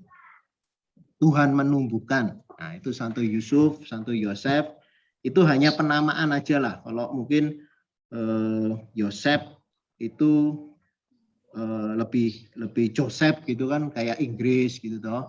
Kalau Yusuf kan mungkin Indonesia atau apa? Yosef Sulis dari Inggrisan, Pak. Pokoknya intinya Bu Sri, Santo Yusuf, Yosef itu sama, ya toh. Ya. Saya lu enggak apal bahasa aslinya, bahasa Ibrani atau Aramnya itu apa. Pokoknya intinya artinya Tuhan menambahkan. Tuh. Terus pertanyaan kedua, kenapa Santo Yusuf jadi pelindung gereja Katolik atau gereja semesta?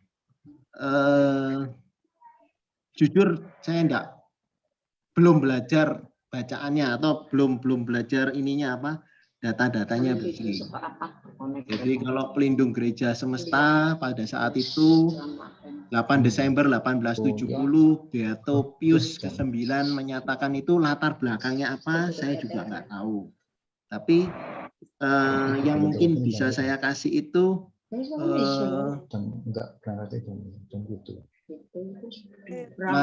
Maria Bunda Gereja. Gereja itu kan adalah tubuh Kristus. Ya toh? Gereja ini kan adalah tubuh Kristus. Maria menjadi Bunda Gereja, ya menjadi bundanya Yesus. Kalau kita bicara hal yang sama, Gereja Katolik itu adalah tubuh Yesus juga. Kita bisa belajar juga dari tadi yang kita bahas bersama, Santo Yusuf itu yang melindungi. Pelindung gereja Katolik. Bisa paham enggak ya Bu Sri ya? Kalau kita bicara gereja Katolik sebagai tubuh Kristus.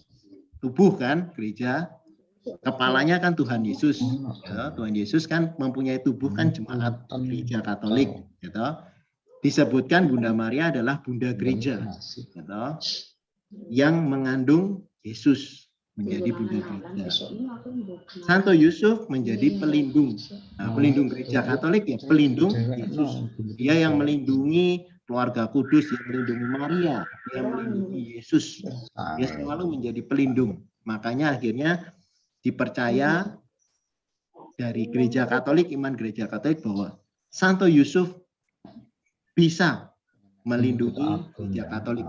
Dalam artian bukan ini ya, bukan menjadi Tuhan, tapi lewat perantaraannya Santo Yusuf bisa kita minta doa-doa untuk melindungi gereja Katolik. Dan banyak yang dari Santo Yusuf ini ada penjaga, sang penebus, Yohanes Paulus II yang bilang begitu. Terus ada lagi yang bagus, kita bisa memohon kematian yang damai. Ini Santo Yusuf. Nah kalau kita bicara bulan November awal itu mengenai kematian, juga bacaan-bacaan kalender liturgi kan masalah ini persiapan mengenai kematian akhir zaman. Kita bisa minta permohonan doa lewat Santo Yusuf, berikan kematian yang damai. Nah, itu Santo Yusuf pelindungnya. Itu Bu Sri kira-kira. Terima kasih Pak Daniel penjelasannya. Ya, sama-sama. Nanti bisa di Google juga Bu Sri. Iya. Oke, ini sudah 24.7, mungkin 10 menit lagi. Ada yang mau tanya atau mau sharing?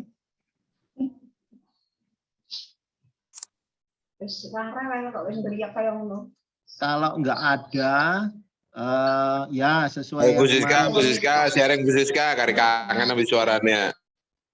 Anu, sinyalnya baik, nggak usah sharing saya. Sinyalnya nggak baik. Kantuk.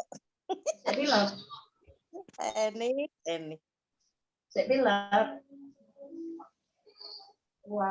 Oke, Bapak Ibu. Bisa nggak?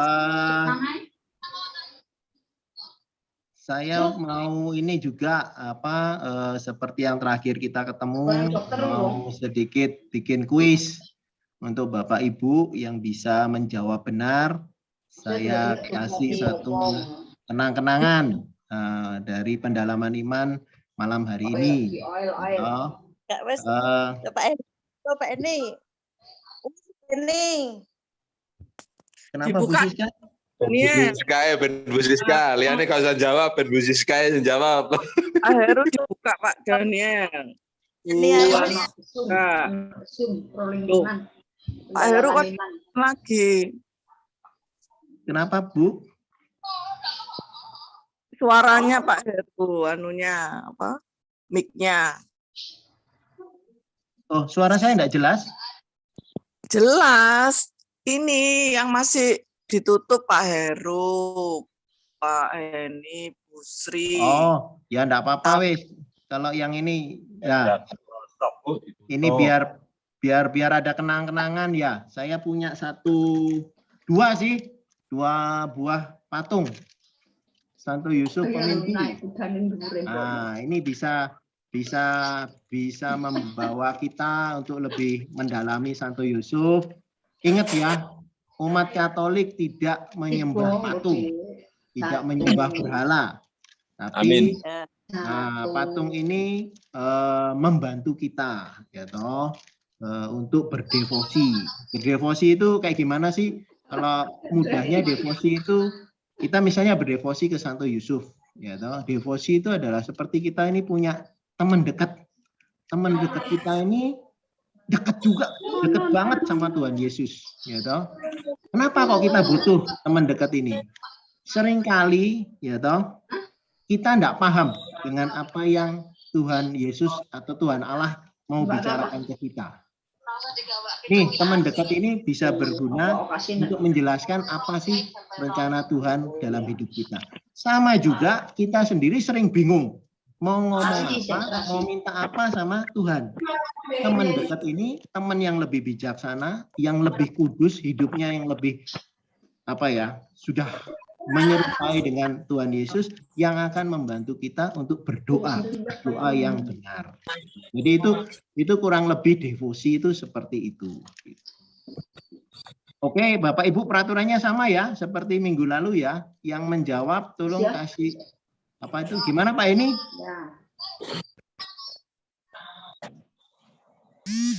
Nah ya, mesti hormat ya, yang jawab hormat ya. Oke, pertanyaannya gampang kok. Tadi di akhir dan juga khususnya masa Advent dalam katekismus Gereja Katolik, ya toh. Pada akhirnya kita ini kalau bertemu dengan Tuhan, pada akhirnya ketika kita dipanggil ini kita bisa menjadi sosok yang semakin kecil dan Ia yang semakin besar. Ya, Bapak Ibu, di dalam Injil bab berapa, ayat berapa? Kata-kata Ia makin besar dan saya harus menjadi semakin kecil. Monggo. Pak ini, ayo dong. Biar Bu Siska, Bu, Pak. Di Yohanes.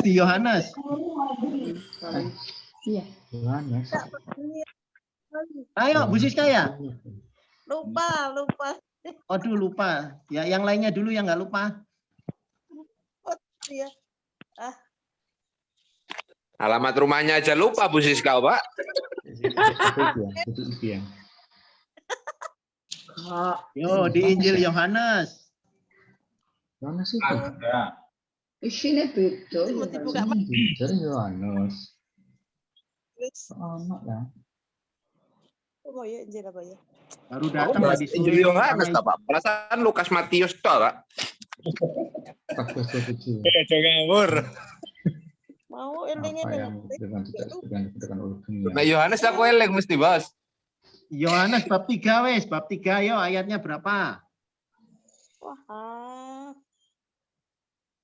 Besok meneh catet ya. Soalnya, Lali, aku mau pas nang endi yo? Pas paketan entek mau. anak ya. Aku sinyalku pasar. Matius kabeh. Masa enggak ketemu Yohanes bab 3 ya? Ada, Pak. Semua nggak keluar. Ketemu ya.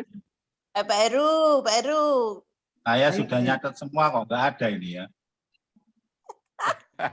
Dicatat kreditannya bab sampai Kemarin Pak. ngeprank ini, Pak Daniel. Ada kok di Alkitab saya ada kok. Alkitab saya ada di Alkitab saya, Pak.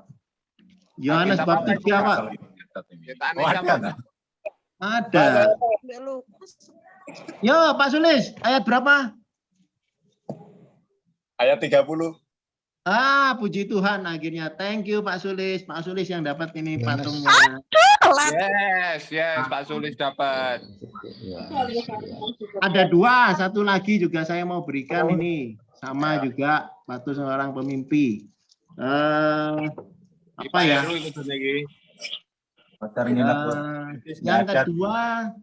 Yang kedua ini gini aja deh, yang gampang aja.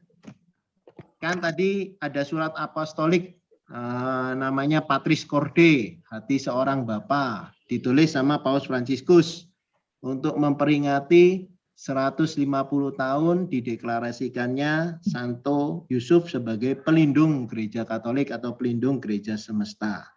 Nah, deklarasinya itu pada tanggal berapa, tahun berapa? Bulan berapa? Yuk. 8 Desember 2020. Kalau dideklarasikan awalnya 150 tahun yang lalunya tanggal berapa, Bu? Tahun berapa, Bu? 50 tahun yang lalu. 150, Bu. 50 tahun yang lalu. Enggak apa-apa, wes, Bu Sri. Enggak apa-apa, Bu Sri. Enggak apa-apa, ini buat Bu Sri deh. Betul, 8 Desember. 8 Desember. 8 Desember. Tahunnya 1870 ya. Sama Beatus ke-9. Bu 2020, Bu. Enggak apa-apa. Tapi benar kok. Tapi benar. Ya, 8 Desember. Oke, Pak Sulis sama Bu Sri nanti saya hubungi ya. Saya ngirim hadiahnya gimana ya. Thank you. Oke, ya ini sekarang udah jam 9 kurang 5 menit. Saya rasa kita akhiri. Ini ada sebelum kita akhiri, mungkin Bu Hesti kita nggak ada lagu penutup. Sebelum lagu penutupnya saya mau share screen satu lagu yang cukup bagus, ciptaan dari Romo Aloysius Wijaya ya, dari Katedral Jakarta pokoknya.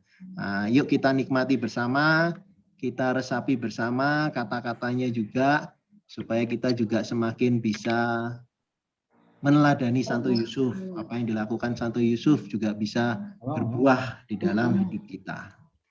Kak Daniel. Saya kalau saya nyela sebentar boleh? Oh, boleh. Tadi kan ada rapat liturgi. Oh, sorry ya, monggo pengumuman. Ada yang berhubungan dengan lingkungan. Yang pertama, tanggal 20 Desember itu ada baptisan anak-anak.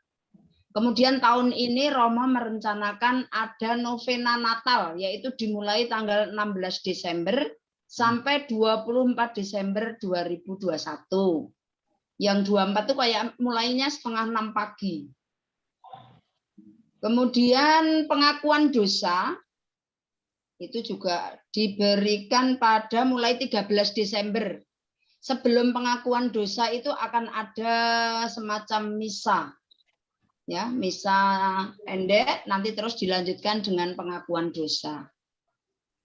Lalu Romo juga merencanakan ada misa untuk lansia, yaitu hari Senin tanggal 27 Desember 2021.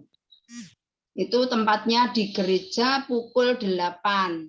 Nah, untuk lingkungan, itu misalnya yang tua-tua, tidak punya kendaraan, itu disuruh membicarakan dengan lingkungan, barangkali nanti ada yang menjemput, begitu kalau yang tidak punya kendaraan. Kemudian kalau yang sakit, nggak bisa datang, itu bisa dikirim komuni untuk perayaan Natal. Kemudian setiap kali lingkungan mendapat tugas menghias gereja, itu nanti yang akan mengerjakan itu tim, tapi lingkungan kita yang bertugas juga ikut membantu di situ. Lingkungan yang bertugas tersebut membayar iuran 250.000 untuk bunga, daun, oase. Juga tadi Bu Mira bilang bahwa vas bunganya itu sudah banyak yang perlu diganti. Itu. Jadi ini lingkungan ini kan karena kondisi COVID ini kan sudah lama nggak pernah ada misa lingkungan. Jadi dana untuk menghias gereja ini sudah tinggal sedikit. Nah, kalau setiap kali kita tugas nanti iuran 250, lama-lama pasti akan habis. Nah, nanti kita harus cari solusi bagaimana supaya dana di lingkungan ini bisa tetap tersedia. Kemudian untuk misa Natal kali ini, tahun ini, Santa Ana mendapat tugas menghias gua, menghias gereja, bersama dengan Santo Yohanes dan Santo Stefanus. Jadi 3 lingkungan. Nanti kita bicarakan bersama-sama bagaimana tugas-tugas ini bisa kita kerjakan dengan sebaik-baiknya. Juga untuk kerja bakti pasti akan melibatkan banyak orang dari lingkungan. Itu hasil rapat ini tadi sore jam 5 ini di Pastoran. Oke, Bu Esti. Terima kasih. Ya, sama-sama. Mungkin nanti Oh ya. Monggo. Untuk yang ini info dari Romo Surya untuk umat yang memerlukan penanggalan untuk tahun yang akan datang bisa memesan. Oh, penanggalan liturgi ya? Ya, tapi saya sudah share di grup. Mungkin Bu Ratna bisa membantu koordinir ya. Oke. Siap. Iya. Oke, Bu. Kemudian latihan kor ya, saya minta dukungannya nanti hari Kamis jam 6 sore di gereja yang ngiringi organisnya Bu Yohana. Terima kasih. Mari Pak Daniel silahkan dilanjutkan. Ya, mungkin ada yang lainnya pengumuman. Tapi nanti tolong ya pengumuman itu tetap ini karena kan yang datang kan cuma 9 orang ini. Tetap nanti di grup diulangi ya Bu Esti ya. Iya. Ya. Oke, nanti saya share aja, saya ketik ulang. Halo, siapa ini? Ya, Bu Sri. Pak Sulis saya. Itu untuk penanggalan liturgi saya share di grup aja, ada gambarnya ya. Saya ada emang dari si liturgi mengabarkan itu sama saya. Nanti saya share di grup ya, Bu Ratna. Bukunya ada contoh. Ya, besok saya share di grup lingkungan. Ya, Bu. Terima kasih. Biasanya pengumuman itu kalau ada gambarnya menarik, Bu. Ya, ada gambarnya tuh ya. Makasih Bu. Besok saya share ya. Mungkin dari saya juga sedikit sekalian ini mumpung ada sesi pengumuman. Yang pertama mungkin sudah saya share. Ya saya menghimbau juga nanti ini kan ke Bapak Ibu yang di sini juga bisa membagikannya, menularkannya juga dari keluarga, dari anggota keluarga, terus juga ke umat yang lain. Minta tolong kalau menerima komuni harus dijawab amin. Ya, itu harus. Bahkan kalau di Keuskupan Semarang ada beberapa romo yang sudah cukup kaku, dalam artian cukup tegas. Kalau dia sudah bilang tubuh Kristus tidak dijawab amin, tidak dikasihkan. Ya, diulang sampai 3 kali, dia tanya, Anda ini Katolik atau bukan? Gitu. Ya, saya sungguh berharap, saya punya kerinduan, ya kita bersama, ya dimulai dari lingkungan lah, dari keluarga dulu, terus dari lingkungan, membiasakan diri sebelum menerima komuni, kita jawab amin, baru kita ambil komuni itu. Terus yang kedua, kalau ini lebih ke arah pendalaman iman, karena bahan untuk pendalaman iman masa Advent belum saya terima, jadi saya tidak ada dulu bahannya. Nanti kecuali saya punya bahan tentang masa Advent, nanti saya bagikan lagi. Kalau untuk tahun depan sebenarnya ya kita berharap bisa offline. Saya juga berharap kita bisa segera offline. Kalau dari pendalaman dari si pewartaan sendiri, saya sih punya keinginan kita bisa 1 bulan ketemu 2 kali. Ini ke Pak Sulis sih. Ini usul juga tadi Bapak Ibu juga mendengarkan. Jadi yang pertama mungkin ya saya akan cari tema, syukur-syukur si pewartaan dari komisi pewartaan dari paroki sudah menentukan tema atau punya bahan tiap bulannya. Syukur-syukur.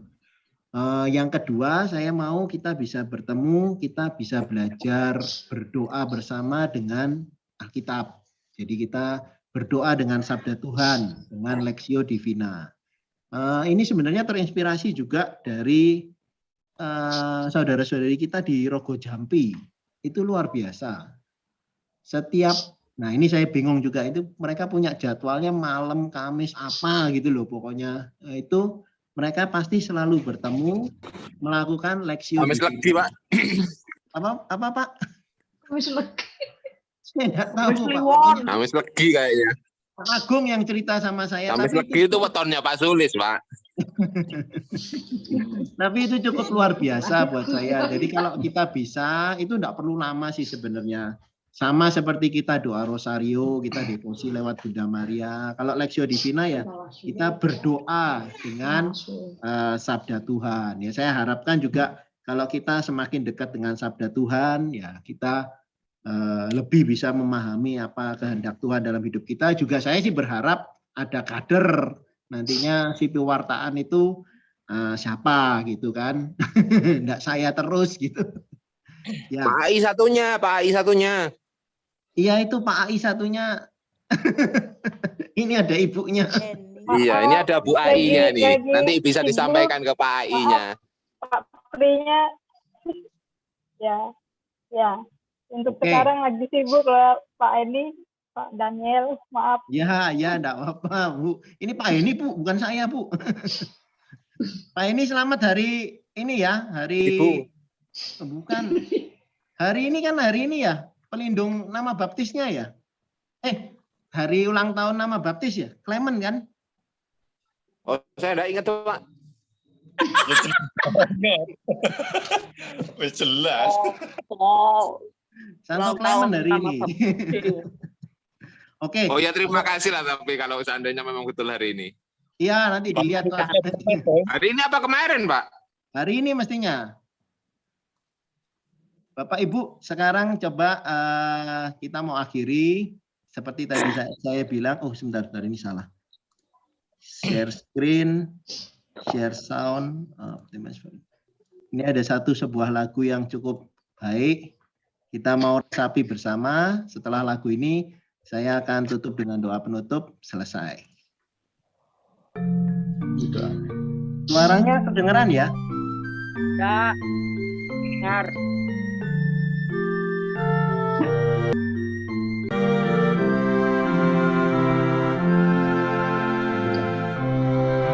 Santo Yusuf yang tulus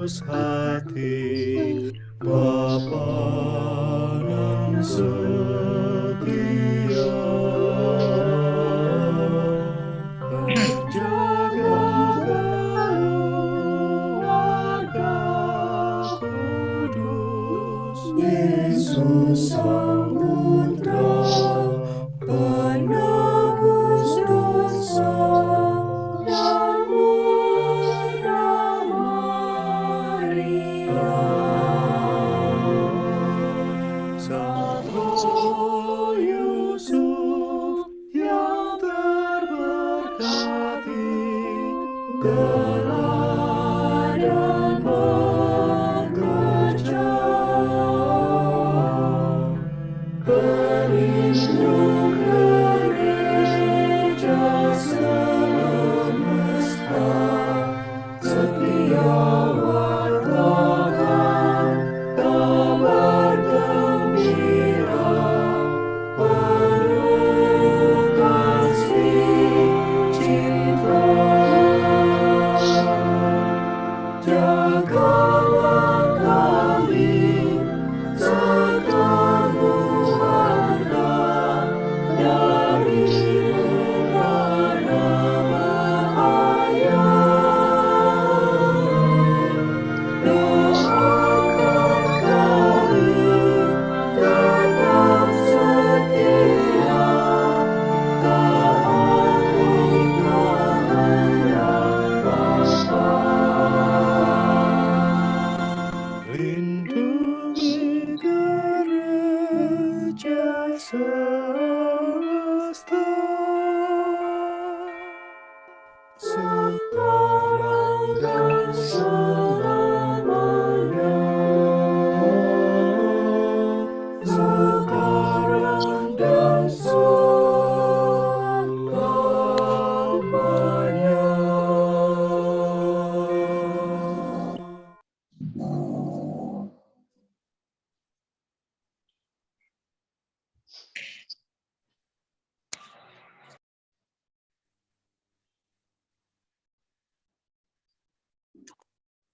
Di Pak, di menang. Loh, Mari Bapak Ibu kita kembali ke suasana berdoa. Kita mau berdoa untuk doa penutup acara pendalaman iman malam hari ini. Bapak yang baik, kami bersyukur pada malam hari ini kami dapat belajar bersama merenungkan teladan-teladan Santo Yusuf yang telah Kau anugerahkan menjadi seorang ayah dari putramu selama di dunia ini. Kami bersyukur begitu banyak teladan yang bisa diberikan, yang bisa kami dapatkan dari sosok yang terlihat tersembunyi, dari sosok yang diam, dari sosok yang tidak atau jarang dibahas, namun begitu luar biasa Santo Yusuf memberikan dirinya, rela menjadi bayang-bayang dari Engkau, menjaga, memelihara, melindungi keluarga kudus Bunda Maria dan putramu Tuhan Yesus.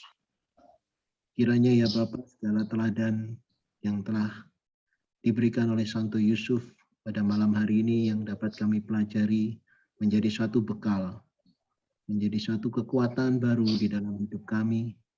Khususnya minggu depan kami akan memulai masa Advent. Kiranya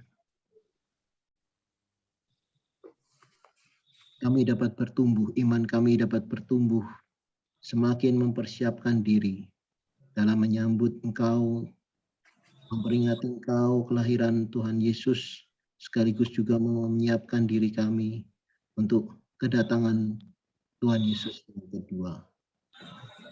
Ya Bapa, kiranya segala berkat ini sungguh dapat menjadi kekuatan dan dapat kami bagikan juga kepada sesama kami. Kiranya Engkau melindungi kami, membimbing kami untuk selalu menjadi terang dan garam bagi sesama kami. Kami bersyukur ya Bapa atas segala penyertaan-Mu dari awal hingga akhirnya acara pendalaman iman pada malam hari ini. Kami serahkan keberadaan kami pada sisa malam hari ini. Kami serahkan istirahat kami hanya ke dalam perlindungan-Mu. Bunda Maria, dan Santo Yusuf, tolong doakanlah kami. Kemuliaan kepada Bapa dan Putra dan Roh Kudus, seperti pada permulaan, sekarang, dan sepanjang segala abad. Amin. di nama Bapa dan Putra dan Roh Kudus. Amin. Amin. Oke, Terima kasih Pak Daniel. Ya, terima kasih semuanya. Terima kasih.